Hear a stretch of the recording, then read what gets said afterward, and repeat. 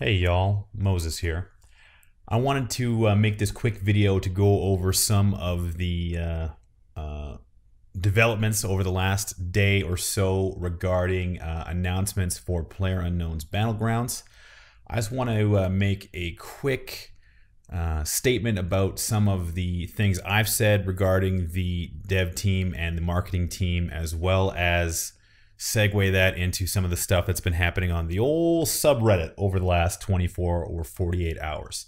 So I made a video not too long ago criticizing the dev team about the way they've treated the community in some instances, and including myself. I complained about not getting custom server access as a small content creator in comparison to some of the large content creators.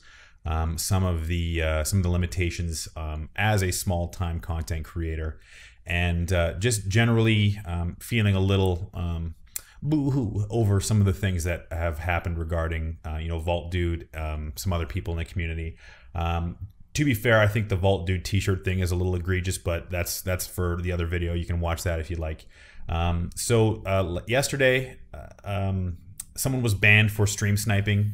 It seems like unfairly banned for stream sniping, and that's a big topic on the subreddit today.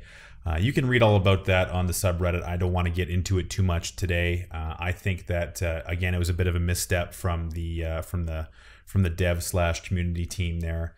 But generally, over the last couple of days, there has been a lot of ire on the subreddit regarding Bluehole, the marketing team, etc. And I think we need to kind of pull back a little bit as a community. And again, this is in the context that I'm just one person out of 5 million, and on the subreddit, regardless of the 15,500 upvotes, still a very small representation of the community. I think we need to recognize that the dev team has put out a good product.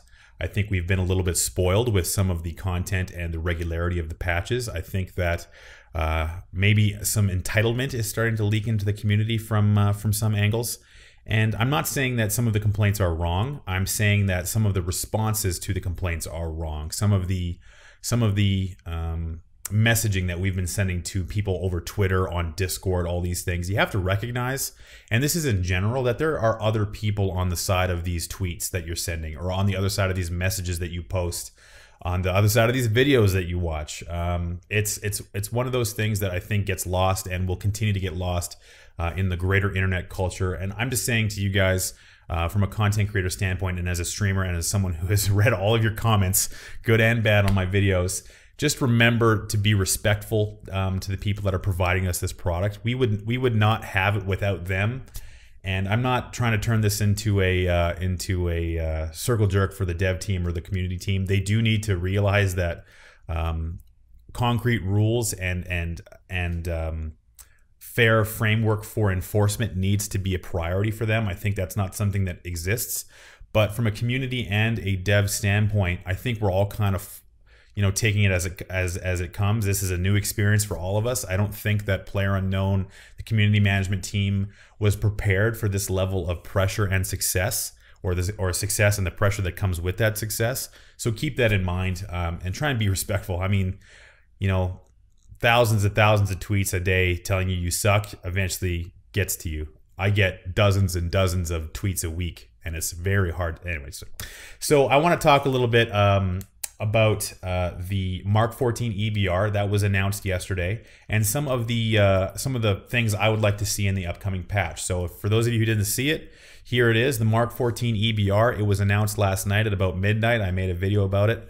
And then shortly thereafter, it came out that it's going to be a crate-only weapon, which was disappointing for a lot of people. Now, I want to speak from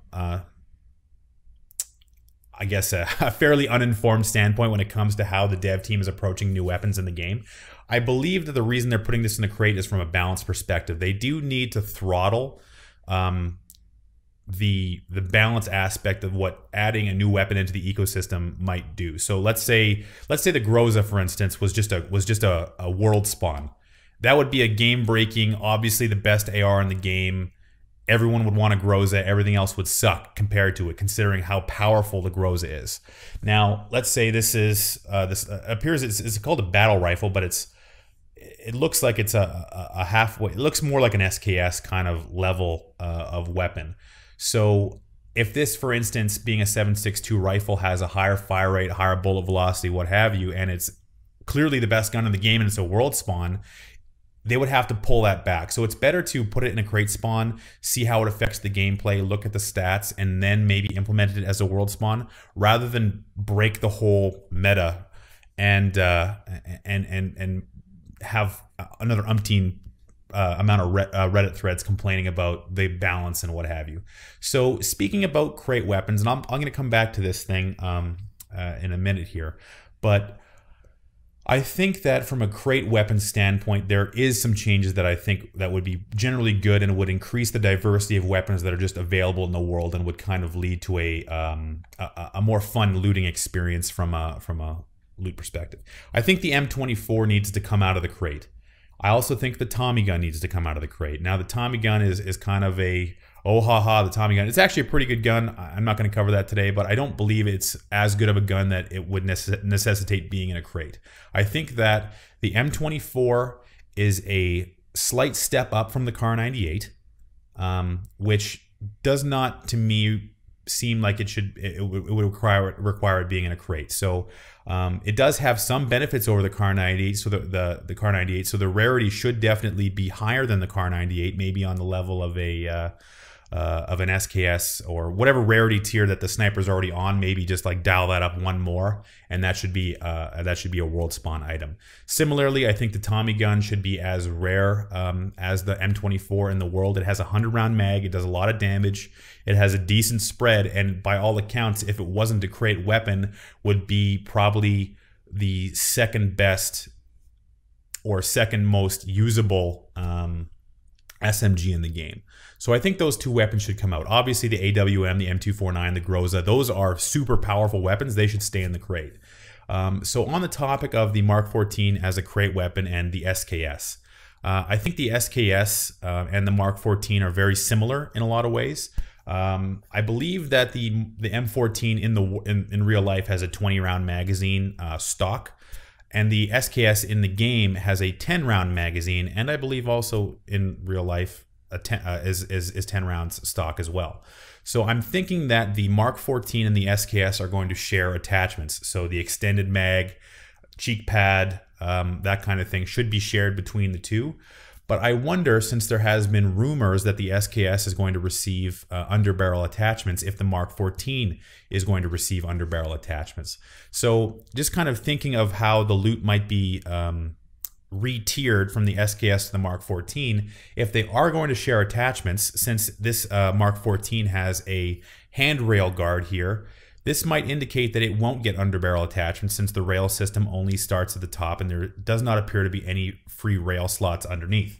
I don't know if you added an underbarrel attachment, if that rail guard would just disappear off the model, but if we're looking from a tier system, I think that the SKS should move one below the Mark 14, and the Mark 14 be the M24 to the Kar 98, if you know what I mean. So let's say then that the SKS, to kind of increase its viability as a weapon, since it's kind of in this no man's land between useful and not useful depending on its attachments, that the SKS should get underbarrel attachments to make it more viable as an alternative to an AR. And that the Mark 14 should be the crate equivalent of the SKS, like I said, equivalent to the M24. So that's kind of my wish for the diversity aspect of loot when it comes to rifles in the game, because just adding new weapons and leaving the current ones as they are is a little bit short-sighted and puts more pressure on the dev team to keep adding content, and thusly potentially altering the balance of the game, which is dangerous from a development standpoint. So I would like to see the SKS get not so much a buff, but more diversity from an attachments perspective, and give it the option to be an alternative to a regular AR. I think that would be awesome, because you have the limit of the 20-round magazine, the fire rate, the recoil, etc. But if you can have it heavily modified like an M4, then potentially it could be an alternative, and I think that would be an interesting spin on the general weapon diversity. So moving on from there, I would like to see, again on a loot perspective, clothing spawns removed. Just take them out. No one picks up shirts. No one picks up pants. There's nothing worse than running through the crater or the hospital or warehouses, wherever you might be, and and running past shirts instead of helmets or vests or a pistol or something like that in the early game. I think that clothing spawns put undue pressure on the server, because you have to realize that this looting system has to generate dynamically. So that is just 100 shirts or 1,000 shirts or whatever spawning all around the world that is encumbering the server. I think that it would be a net benefit to server stability and lag and general server performance, as well as to the looting experience, to just have clothing loot removed from the game entirely, or well, clothing spawns removed from the game entirely. I just don't think it's necessary. So I think that's kind of it from a loot perspective. I'm interested to know what you guys think about the whole introduction of new weapons via crate. I think that maybe we're a little short-sighted. It does suck that you have to risk your round to get to a crate, because everyone's going to be clamoring for crates for this weapon on launch on August 3rd. And that might make for a frustrating experience for those of us who want to try out the new weapon and see what it feels like. So head down to the comments and let me know what you guys think about the upcoming changes, specifically the new weapon, and what you'd like to see in the patch. I don't have too much else that I would like to see in the patch, since I'm not a game developer. I can't really anticipate what they would be putting in, but we have been told that it's going to be a lot of quality of life improvements, and I think that based on the previous track record of the monthly patches and how many great changes they've brought, I'm excited to see what they've come up with, because I think there's some surprises that they're kind of holding back, and they're teasing us with these things leading through the weekend and into next week's patch. So again, head down to the comments, let me know what you guys think about all this. Like the video if you liked it, dislike it if you didn't like it, and don't forget to check me out on Twitch at twitch.tv/wtfmoses. We'll be streaming through the weekend as we always do. So if I don't see you on the stream, until next time, I'll see you out there.